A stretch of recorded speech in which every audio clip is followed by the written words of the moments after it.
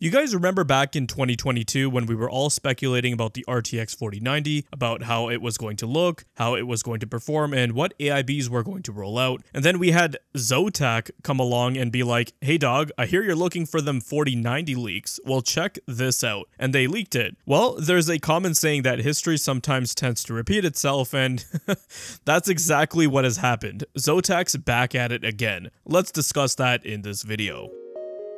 Hey, if you enjoy content like this, drop a like, make sure to subscribe, and smash that bell so you never miss another video. Hey, what is going on guys? Danny here, welcome back to the channel and I hope you've all been doing well. If AIBs are starting to show us leaks of next generation hardware, then at this stage, you can probably dismiss any doubt of an imminent release pertaining to the RTX 5090 and 5080. The link to this leak was posted by Olrak29 or Everest on Twitter, which leads to a forum thread on the Chip Hell forums in China. Here the OP shows screenshots of a video that was posted on Bilibili, a Chinese video sharing site that's similar to YouTube, clearly what appears to be a testing lab or manufacturing factory of some sort, and we see a bunch of monitors along with a couple of graphics cards on a test bench. That video is still up, and what we see at the start is a short message which states, "This short video records the startup test of 2 graphics cards produced by our Batum factory." I hope I pronounced that right. The shooting was taken in one take and is unedited. Please forgive me for not being able to capture all the people present. After that, we see a worker who is setting up a GPU on a test bench and is powering up a system. It seems to post and we get a little celebration amongst the workers, so nothing too crazy going on, and then there is another system that's also being set up with another graphics card which looks identical. In the video description it says the following: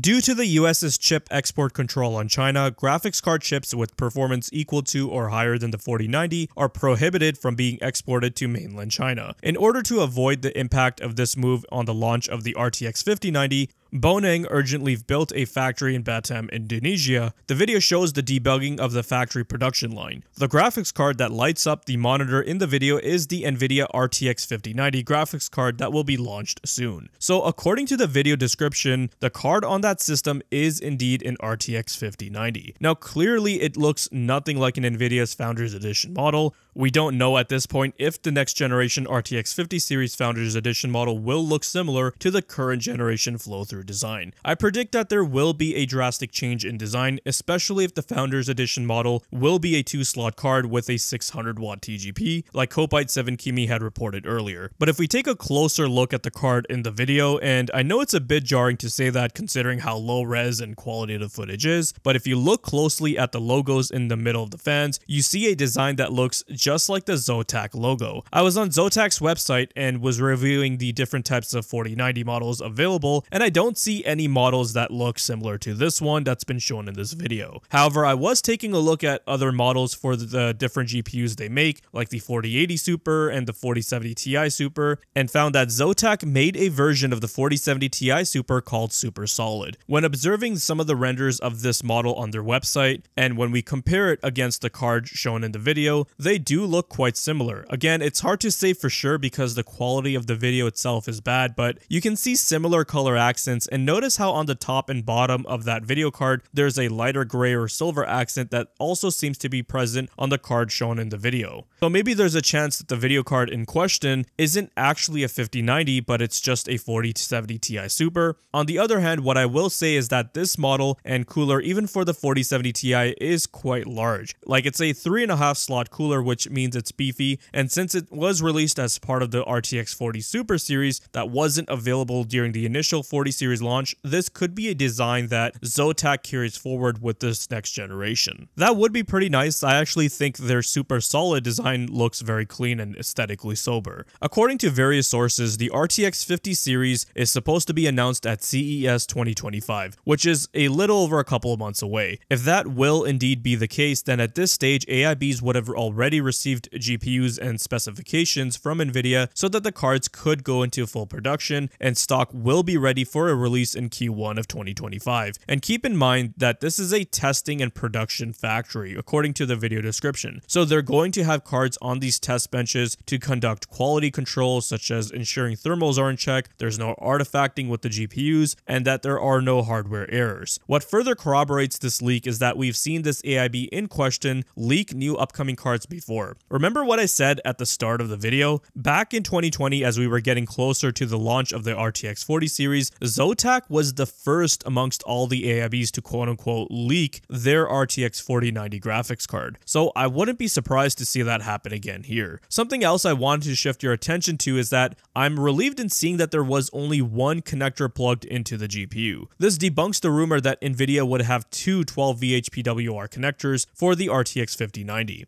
It had already sounded ridiculous when I had first heard about the rumor, because one of the main reasons why Nvidia came together with PCI SIG was so that instead of having multiple 8-pin connectors, cards would just use one, resulting in a more cleaner and simpler setup. Though that 12V PWR connector did have its own fair share of problems, which I'm sure you're all aware about. Thankfully, my 4090 has been fine, but the melting fiasco did affect a considerable amount of owners. Circling back to the cooler of the alleged 5090 shown in the video, it looks like a massive and thick card for sure, but it's not really bigger than anything we haven't seen before. It looks like it'll be about the same size as most of the 4090 models we have today. You'll have to recall that initially when the 4090 was being set up for production, Nvidia gave AIB specs that stated it'd be a 600 watt card as well, but changed closer to release, and the reference spec for the 4090 was 450 watts total graphics power. So the size isn't anything surprising to see, but be prepared if you plan on upgrading to an AIB 5090 that you have room in your case to accommodate a large GPU. And if the reference is going to be a 2-slot design, I can see it being highly sought after, considering most people don't want gigantic GPUs, and the smaller the GPU is, the more versatile it will be for a lot of builds. Another point I wanted to highlight to you guys was how they mentioned that this was a new facility built due to the China ban the US government placed on Nvidia so that they would limit high-performance silicon to that region of the world. The US export control on chips prevents GPUs with performance equal to or higher than the RTX 4090 from being sent to China,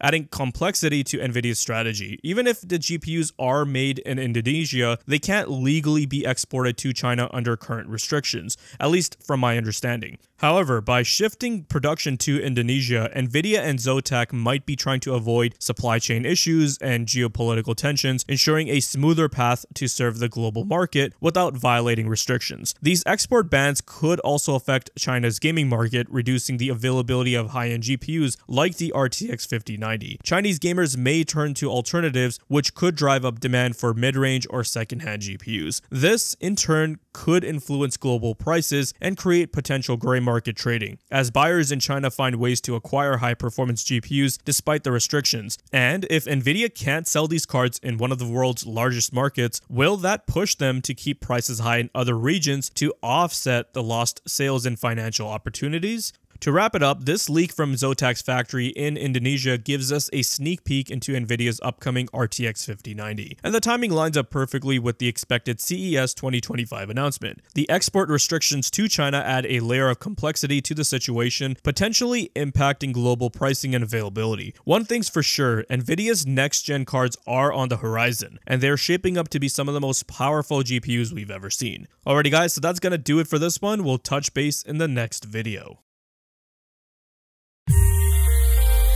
If you guys found this video to be informative and entertaining, then leave a like. Let me know your thoughts and comments down below. Be sure to check out the video description for cool links and ways to support the channel, such as using my Amazon affiliate link. And if you're interested in seeing more content like this, then consider subscribing. I'd greatly appreciate it. Thank you guys so much for watching, take care, and I'll see you in the next one.